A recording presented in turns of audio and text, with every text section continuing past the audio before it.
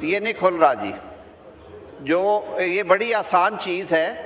اگر سر یہ افیکٹولی ہو جائے تو اسمارٹ فونز ہر کسی کے ہاتھ میں ہیں, یہاں سے کھولا جا سکتا ہے. اس میں کوئی گلیچ ہے جی؟ ذرا اگر آئی ٹی والے دیکھ لیں. آپ آئیے ذرا, آپ آئیے, ان کو بتائیے کس طرح ہوگا. اس میں گیمز ہم نے بلاک کر دی ہیں, ویڈیوز اور باقی چیزیں بلاک کر دی ہیں. جی نہیں, وہ موبائل تو نہیں لے سکتے, مگر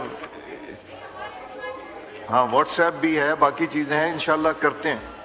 جی جو ڈیفیکلٹی ہوگی یہاں پہ ہمارے افسران ہیں, آپ کے اسمارٹ فون پہ بھی دیکھ لیجئے.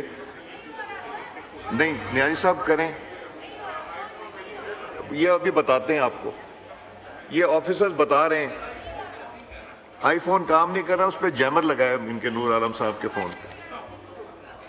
جی سید رفیع اللہ صاحب.